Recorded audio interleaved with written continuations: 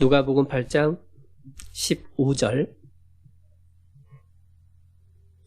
마태복음 13장에서는 듣고 깨닫는 자니 좋은 땅을 그렇게 설명을 했죠. 이제 누가복음 8장에서는 15절에 좋은 땅을 이렇게 설명합니다. 15절.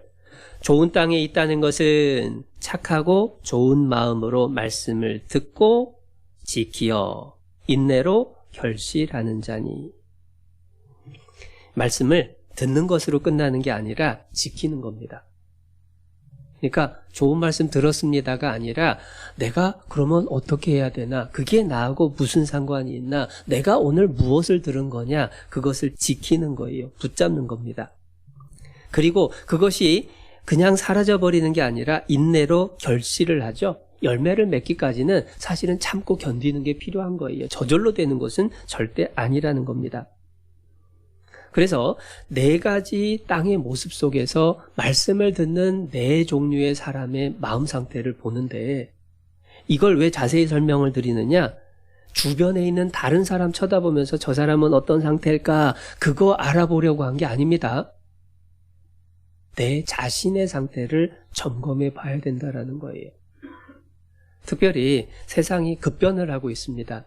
코로나라는 것 때문에 마스크를 쓰고 지낸 지가 2년이 넘어가고, 러시아가 갑자기 우크라이나를 침공을 하는 그러한 세계적으로 시끄러운 소식들이 들려오고, 뉴스를 듣다 보면 성경에 말씀하시는 징조들이 하나하나 꽤 맞춰져 가는 것들이 분명해지는 때에 예수님 오실 때가 가까운 게 틀림없는데, 먼저 확인을 해야 될 건 내 자신이 구원받은 게 확실한가, 그거 확인해 보는 게 너무 중요하다는 거예요. 근데 가끔은 불만을 갖고 이야기하는 분들도 종종 만나요. 이 교회는 맨날 구원한다고. 그런데 한번 생각해 보면요, 여러분 가족 중에 누군가가 시한부 판정을 받아서 앞으로 한 달밖에 못 산다라고 의사가 얘기를 했습니다. 그러면 그 한 달밖에 못 산다라고 하는 그분을 바라보면서 여러분은 무엇을 가장 해주고 싶으세요? 무엇을 확실히 하고 싶으세요? 나한테 물려줄 거 얼마냐? 그거 빨리 적어내라. 그거 하고 싶으십니까? 아니면 어디 놀러 갈 데 없냐? 같이 한번 가자. 그거 생각하시겠습니까? 내 어머니가, 내 아버지가 한 달 남았다라고 한다면 누구나 다 정말 구원 받으셨는지, 정말 천국 갈 수 있는지 그거 확인해 보고 싶은 마음이 제일 크겠죠.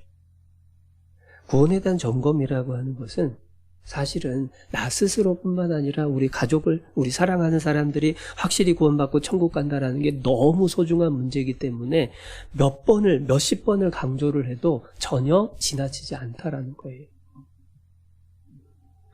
그런 의미에서 씨 뿌리는 비유를 정리를 해보면 구원받지 못한 사람의 마음 상태가 어떤 모습인가를 설명을 해주죠.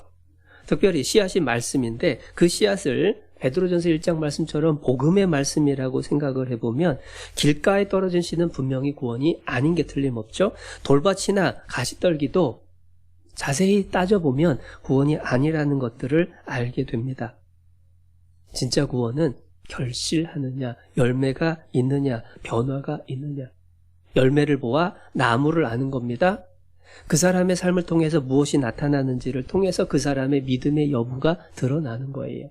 그래서 야고보서 2장에서도 행함이 없는 믿음은 죽은 것이다 라고 말씀을 해주시죠. 그런 의미에서 자신의 모습을 한번 점검해 보는 게 중요하다. 그리고 또 씨 뿌리는 비유를 통해서 알려주는 건 뭐냐면 거꾸로 내가 구원받지 못하도록 막고 있는 것이 뭐냐? 구원받지 못한 마음의 상태 세 가지 속에서 구원을 방해하는 세 가지의 원인도 발견할 수가 있는 겁니다. 길가에 떨어진 씨는 마귀가 뺏어간다라고 했죠. 마귀가 구원받지 못하도록 회방을 합니다.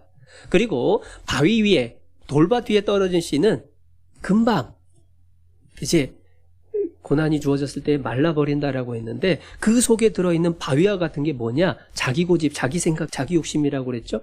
말씀을 말씀대로 받아들이는 게 아니라 자기 기준과 자기 생각이 높아져가지고 그 기준으로 말씀을 판단을 하려고 하는 모습이죠. 결국은 내 자신의 생각이 문제가 되는 거예요, 고집이. 그리고 가시떨기라고 하는 것은 세상의 염려, 재리의 유혹이라고 그랬죠. 이 세상에서 주어지는 많은 유혹거리들이 말씀을 가로막는 거예요.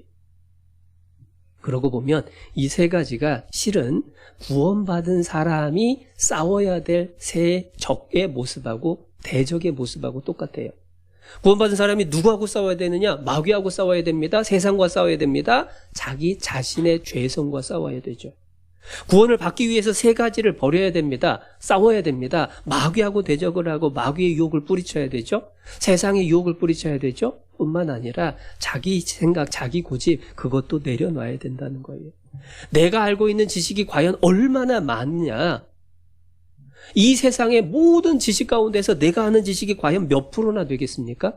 그런데 그 몇 프로 되지도 않는 1%도 되지 않는 지식을 갖고 세상을 창조하고 다스리시는 하나님의 말씀을 따져서 이건 아니야, 이건 아닌 것 같아 라고 하고 있다면 그 마음속에 어떻게 하나님의 복음이 이루어질 수 있겠냐고요. 내 마음속에 구원을 회방하는 게 뭐냐라는 것을 따져보고 그것을 하나하나 하나님 앞에 정리하고 내려놓는 그러한 시간들이 있어야 좋은 땅의 모습을 이룰 수가 있게 되는 겁니다. 가시던 불을 뽑아버리고 도를 파내고 그리고 길가를 쟁기질을 해서 다시 파헤치고 부드러운 흙으로 만드는 과정. 그게 구원의 확신을 얻기 위해서 필요한 모습이라는 것들을 알게 되죠. 그래서 씨 뿌리는 비유의 첫 번째 교훈은 구원을 받기 위해서 우리가 알아야 될 모습들, 구원받지 못한 사람의 특징들을 알려주신 건데요. 사실은 씨 뿌리는 비유가 꼭 구원 문제만 얘기를 하는 걸까? 그렇지는 않은 것 같아요. 왜 이 말씀 드리냐면요.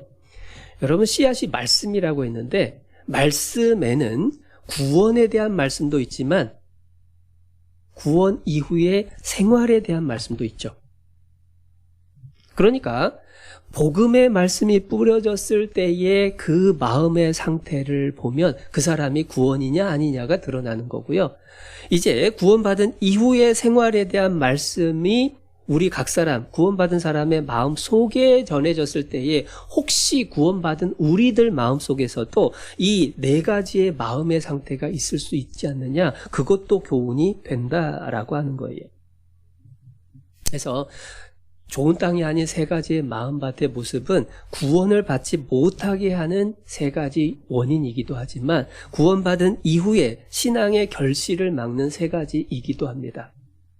그래서 구원받은 사람도 마귀하고 싸워야 되고 구원받은 사람도 이 세상 유혹을 뿌리치는 노력을 해야 되고 구원받은 사람도 자기 자신의 고집을 꺾기 위해서 하나님 앞에 굴복하고 순종하는 씨름을 해야 된다라는 거죠. 그리고 그 가운데서 우리가 특별히 마음에 담으면 좋은 게 나머지 마음 상태가 아니라 도대체 그 좋은 땅의 모습이 뭔가를 보고 우리 마음속에 그것을 이루어 가야 되는 것. 그게 신앙생활의 비결이 될 겁니다.